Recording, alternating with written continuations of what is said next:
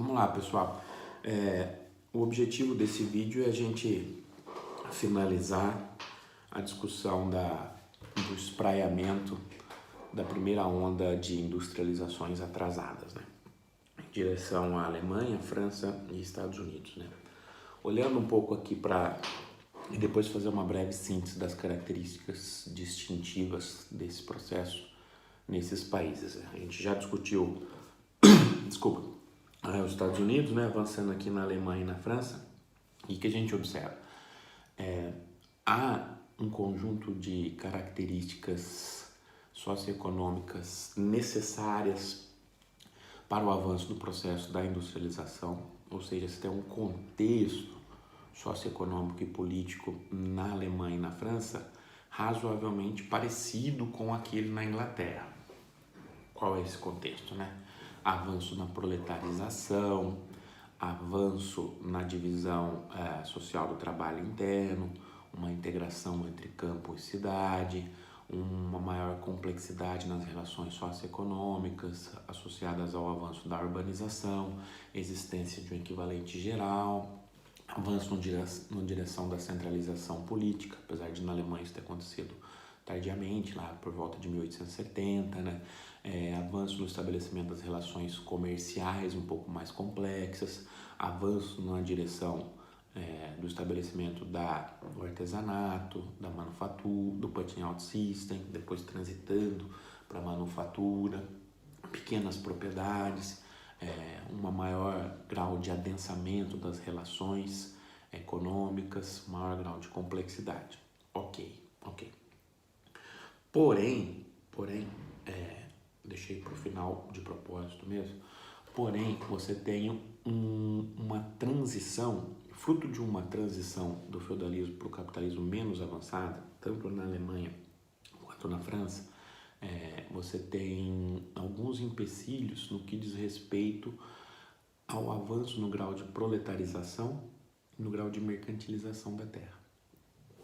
Olhando ali para o caso da Alemanha, você tem a transição, você tem essas características, você tem essas prerrogativas, não na mesma intensidade que na Inglaterra, né? Mas você tem ainda o prevalecimento das regulações gremiais.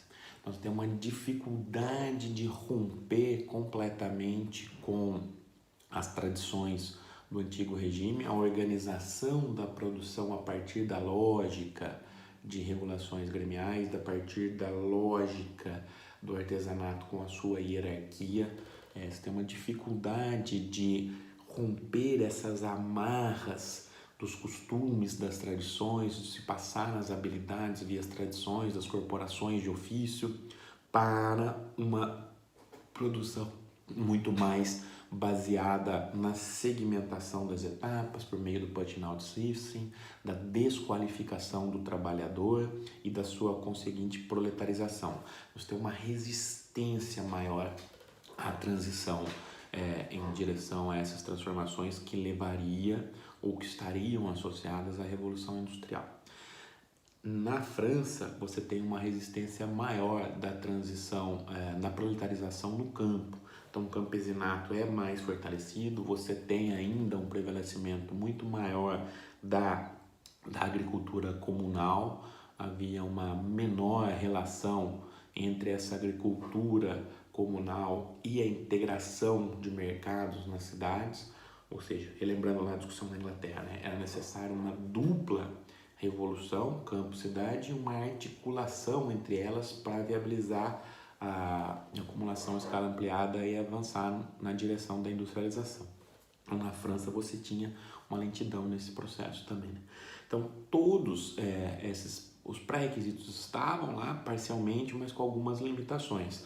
Para tentar contornar esse processo, você tem um apoio decidido do Estado, Estado ainda em formação e unificação lá na Alemanha, né? Na direção da industrialização. O que é isso? Eu tenho diversas, ou seja, quanto mais longe do ideal estão os pré-requisitos, né? Maiores são as necessidades de políticas públicas na direção de se fomentar a industrialização. Isso ocorre na Alemanha e na França. tem um grande incentivo para a construção de obras de infraestrutura, de canais, um incentivo para a integração dos mercados, uma proteção às atividades manufatureiras nascentes, um incentivo à manufatura. Problema, né?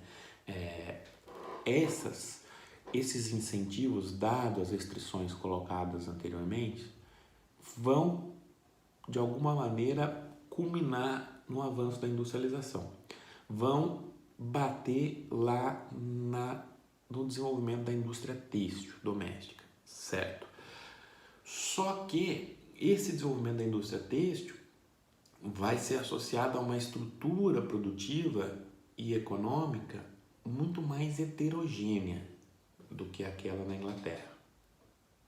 Ou seja, eu vou ter a coexistência entre formas muito distintas de organização da produção. Então, essa transição é uma transição razoavelmente incompleta quando a gente está olhando para a indústria têxtil.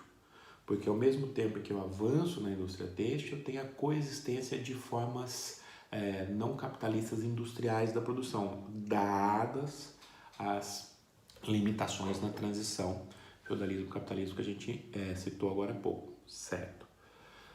Como, apesar dessas limitações, dessa heterogeneidade, a indústria têxtil avança? A partir dos pré-requisitos e a partir também das políticas públicas deliberadas. Mas também pelo fato de você já estar avançando numa indústria que já está estabelecida. Ou seja, a disponibilidade do conhecimento técnico inglês, ainda que restringida, ajuda nesse processo. A disponibilidade de máquinas, equipamentos, de capitais ingleses associados à indústria têxtil ajuda você a avançar mais rapidamente sem ter necessariamente todos aqueles pré-requisitos na indústria têxtil. Ok, isso vai se desenvolver. Lembrar até, inclusive, que um embrião da industrialização sai lá da Flandres Bélgica. Tem a região da Flandres na França também, ali pertinho. Então, você tem essa transmissão indireta do conhecimento, know-how, até o estabelecimento de relações de capitais ingleses produzindo nessas regiões. Então, isso avança. O problema é que esse avanço ele é heterogêneo, ele é incompleto.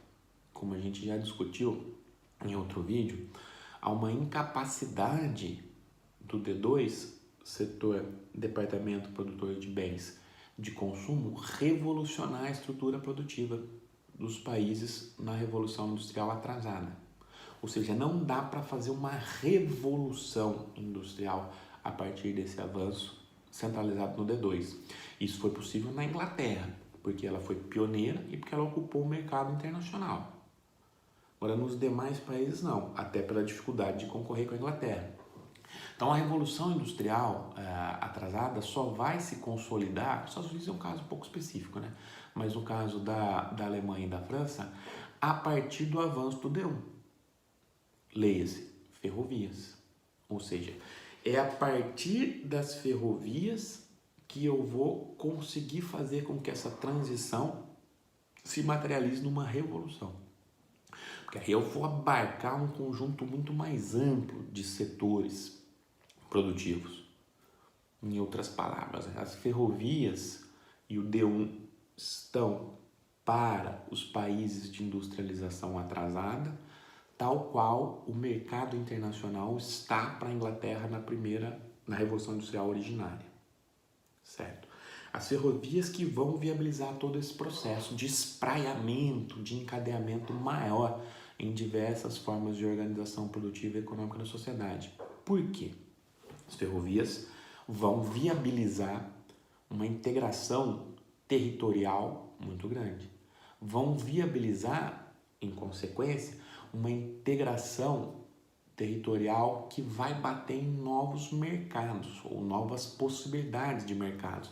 A partir do momento que eu incorporo territorialmente novas regiões, eu posso acelerar o processo de transformação da terra em mercadoria. Logo, eu posso acelerar o processo de proletarização do trabalhador. Eu posso vincular determinadas regiões, caso eu tenha políticas nesse sentido, a uma lógica de reprodução capitalista em escala ampliada. Não quer dizer que eu vá necessariamente fazê-lo, mas se eu não tiver integrado, não faz sentido desorganizar a produção comunal para uma lógica de integração via integração a uma economia capitalista industrializante. Por quê? Porque eu não posso ter acesso ao mercado. Nesse cenário, o avanço das ferrovias cria essa possibilidade. Esse primeiro elemento. Segundo elemento, o estabelecimento das ferrovias tem efeitos de encadeamentos gigantescos na sociedade. Então, eu vou ter a demanda por carvão, eu vou ter a demanda por ferro, eu vou ter a demanda por máquinas, eu vou ter a demanda por um conjunto de materiais de construção civil, madeira, minerais não metálicos, e por aí vai. Então, ao avançar nas ferrovias, eu trago diversas outras atividades juntos. Eu vou incentivando essas atividades. E as ferrovias surgem antes da demanda. Isso vai dar um problema de financiamento. Daqui a pouco a gente discute. Ou seja, então eu tenho efeitos de encadeamentos, de transbordamentos elevados, gigantescos. A gente pode até estabelecer um paralelo. As ferrovias estão para a primeira revolução industrial, assim como o complexo automobilístico está para a segunda revolução industrial. Estabelecendo um paralelo em termos de linkages, em termos de encadeamentos, em termos de puxar outros setores, da sua capacidade de espraiar o dinamismo, direta e indiretamente via integração territorial também, via transformação na forma de organização e na forma do viver. Então tudo isso passa pelas ferrovias. Integração de mercados, efeitos indiretos em diversas outras atividades, diversos outros setores, e além disso, talvez até principalmente, avanço na proletarização indiretamente e diretamente avanço no trabalho assalariado. Então, o contingente de trabalhadores assalariados que eu preciso para avançar na infraestrutura ferroviária é muito grande. Então, os impactos da estrutura ferroviária em termos de geração de salário e, consequentemente, de renda, não vão ser triviais. Ok, então eu tenho avanço também na massa salarial. Esse avanço na massa salarial vai bater onde? Vai bater no D2. Departamento Produtor de Bens de Consumo. Ou seja, eu estou integrando outros setores ali a partir do D1 e, além disso, indiretamente via massa salarial, estou avançando no sentido de gerar, via efeitos multiplicadores, renda e consumo no D2. É só como eu estou integrando esse processo. Problema, ok, então as ferrovias são um vetor fundamental do processo de industrialização dos países na industrialização atrasada, certo? Problema, como eu estou crescendo a partir do D1, apesar do grande apoio do Estado, tenho dificuldades de financiar esse processo. Há uma incompatibilidade entre a capacidade de geração de excedente associada às formas de organizações produtivas prévias e as necessidades de financiamento do avanço via D1. Como contornar esse problema?